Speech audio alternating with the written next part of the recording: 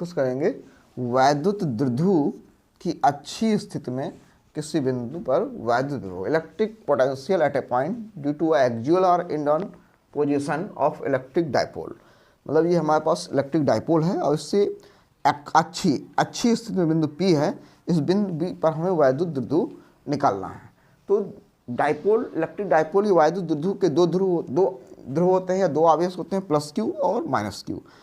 तो अगर हमें इस वैद्युत द्विध्रुव के कारण बिंदु P पर वैद्युत विभव निकालना है तो द्विध्रुव के +Q के कारण P पर कितना विभव है, फिर -Q के कारण कितना विभव है P पर, दोनों विभव निकालने पड़ेंगे। तो मान लेंगे कि माना एक वैद्युत द्विध्रुव AB के परावैद्युतांक के माध्यम में स्थित है। द्विध्रुव के मध्य बिंदु O से r दूरी पर स्थित बिंदु P है। द्विध्रुव के मध्य बिंदु O से r दूरी पर स्थित बिंदु P है, जिस पर वैद्युत विभव का परिणामी ज्ञात करना है।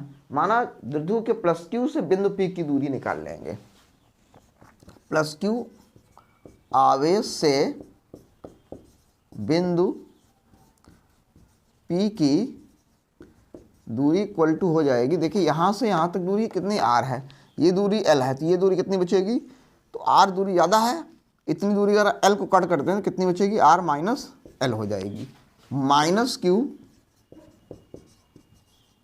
आवेश बिंदु +Q आवेश से या -Q आवेश से बिंदु P की दूरी, देखिए यहाँ से यहाँ तक r है, ये कितनी हो गई, L हो गई, तो कितनी हो गई, r + L हो गई। ठीक है, अब लिखेंगे अतः +Q आवेश के कारण बिंदु P पर विभव क्या हो जाएगा, V = 1/4πε0 K, और ये हो गया तुम्हारा आवेश +Q हो गया, तो +Q और दूरी कितनी हो गई, +Q से r - L, तो r - L, ये क्वेश्चन हो गया फर्स्ट। इसी प्रकार -Q आवेश के कारण कहाँ, बिंदु P पर विभव, ये V1 कर लेते हैं, ये V2 कर लेते हैं, तो V2 हो जाएगा 1/4πε0 K और -Q r + L 0.2, इक्वेशन 2 हो गई। ठीक है, की दूरी जो है -Q की दूरी क्या, r + L है, तो यहाँ r + L करेंगे।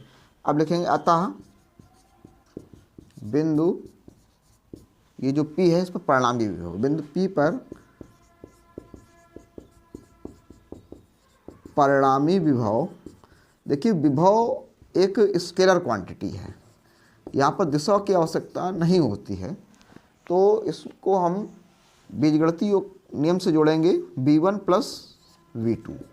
तो जब यहाँ पर इनको जोड़ा जाएगा तो चूंकि एक अदिश राशि है, दिशा होती नहीं है, इसलिए जोड़ने में हम इनके इलेक्ट्रिक चार्ज के जो चिन्ह है इनका यूज करेंगे हम। ठीक है, तो देखिए यहाँ पर जो कॉमन हो गया हमारा 1/4πε0 K, दोनों में है, फर्स्ट क्वेश्चन में भी है, सेकंड क्वेश्चन में भी है। Q भी दोनों में कॉमन हो गया, अंदर बचेगा V1 की वैल्यू r - L और V2 की वैल्यू प्लस है, लेकिन यहाँ माइनस है, तो -r + L। अब इसको हम कैलकुलेट कर लेंगे, तो देखिए कैलकुलेट करने पर क्या आएगा, V = Q/4πε0 K ऐसे रहेगा। ये हमारा LCM ले लेते हैं, यहाँ पर r - L r + L, तो ये r - L कट जाएगा तो बचेगा यहाँ पर r + L, और माइनस यहाँ पर r + L कट जाएगा तो बचेगा r - L। ठीक है, इसको थोड़ा सा नज़दीक लिख लेते हैं, Q/4πε0 K। ठीक है, चलिए आगे देखते हैं, तो ये आ जाएगा Q/4πε0 K इंटू, यहाँ पर ये -L है, ये -L है, +L कट जाएगा, ये सॉरी ये कटेगा नहीं, ये +L है और ये माइनस एल है। तो ये हो जाएगा आपका R plus L minus R और माइनस माइनस प्लस एल, ये माइनस आर आर कट जाएंगे और ये फॉर्मूला बन जाएगा A plus B A minus B, तो A square minus B square means R square minus L square.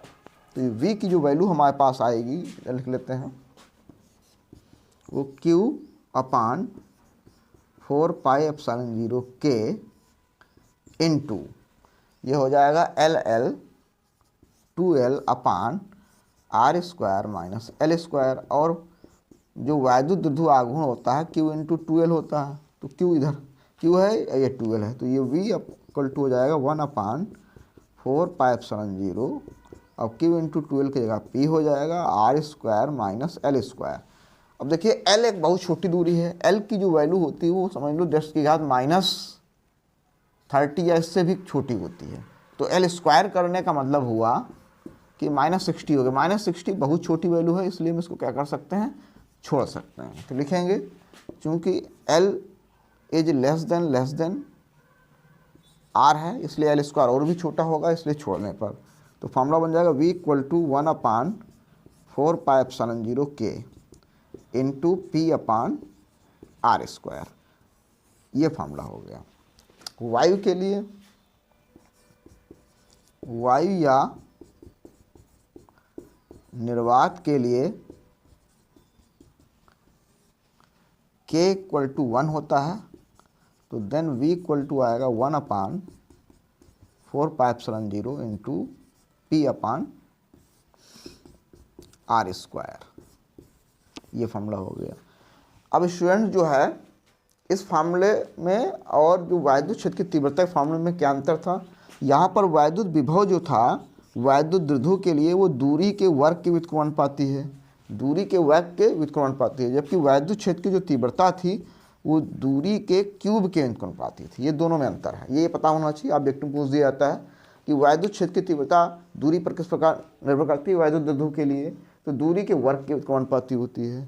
और वैद्युत क्षेत्र तीव्रता दूरी के तृतीयघात के व्युत्क्रमानुपाती होती है, वैद्युत विभव दूरी के वर्ग के व्युत्क्रमानुपाती होता है। तो स्टूडेंट्स अगर डेरिवेशन समझ में आया हो तो उसको नोट कर लें, फिर हम लोग निरक्षीय स्थिति का डेरिवेशन देखते हैं।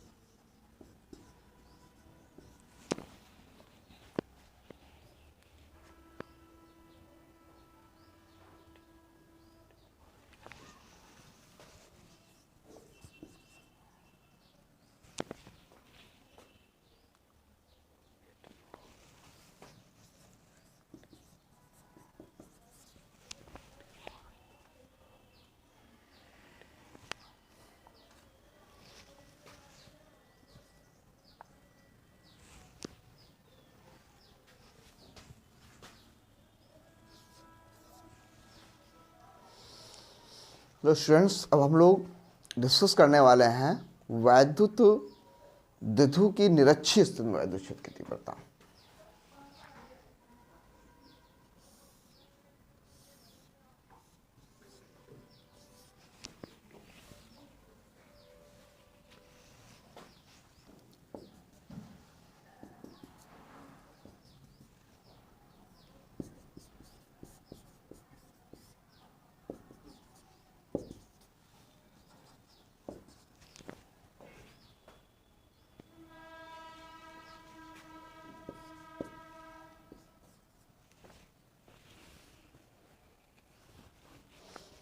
हेलो स्टूडेंट्स, अब हम लोग डिस्कस करेंगे वैद्युत द्विध्रुव की निरक्षीय स्थिति में वैद्युत क्षेत्र की तीव्रता। तो देखिए, निरक्षीय स्थिति में वैद्युत क्षेत्र की तीव्रता निकालने के लिए वैद्युत द्विध्रुव के बिंदु मध्य बिंदु O से r दूरी पर स्थित एक बिंदु P है, यहाँ पर हमें निरक्षीय स्थिति में वैद्युत क्षेत्र की तीव्रता निकालनी है।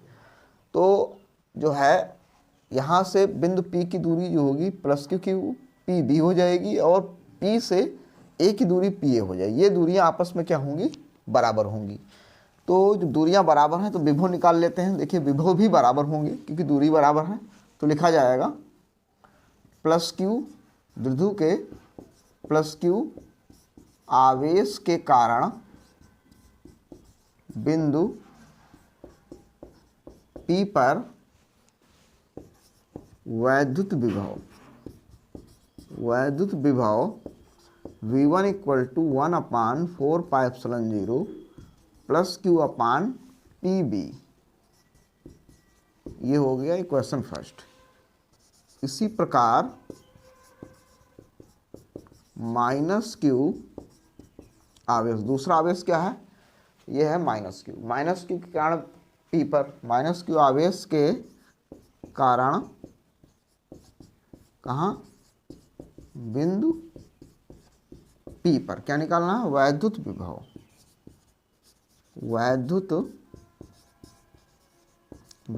V2 इक्वल टू 1/4πε0 के ले लेते हैं साथ में, और ये हो जाएगा minus Q upon P A. अतः बिंदु P पर परिणामी विभव, मतलब इन दोनों का नेट विभव कितना होगा? प्लस क्यू आवेश और माइनस क्यू आवेश के कारण। तो V इक्वल टू हो गया V1 प्लस V2। तो देखिए, कॉमन हो जाएगा Q अपान 4πε0 के, 4πε0 अंदर बचेगा 1/PB, और ये माइनस आवेश है इसलिए माइनस 1/PA। अब चित्रानुसार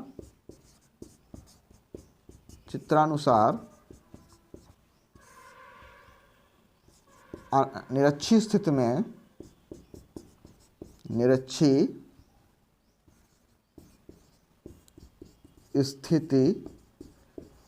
क्या है? P A equal to P B. जितना हमारा पी ए है उतना ही पी बी है। तो ये दूरियां बराबर हैं, तो इनका डिफरेंस करेंगे आपस में तो जीरो हो जाएगा। तो V इक्वल टू आएगा जीरो। इसका मतलब ये है कि निरक्षीय स्थिति में चाहे r दूरी पर जो बिंदु P होगा वहाँ पर वैद्युत जो विभव होता है, वैद्युत द्विध्रुव के कारण वैद्युत विभव जो होता है उसका मान क्या होता है? जीरो होता है। ठीक है, तो स्टूडेंट तो समझ में आया होगा वैद्युत द्विध्रुव की अच्छी स्थिति में और वैद्युत द्विध्रुव की निरक्षीय स्थिति में क्या अंतर है। अच्छी स्थिति में जो विभव निकलता है वो दूरी के वर्ग के व्युत्क्रमानुपाती होता है, जबकि निरक्षीय स्थिति में वही वैद्युत विभव क्या हो जाता है? जीरो हो जाता है। तो स्टूडेंट, अगर वीडियो समझ में आया हो, अच्छा लगा हो, तो मैं साथी स्टूडेंट को शेयर कर दूँ। Thank you.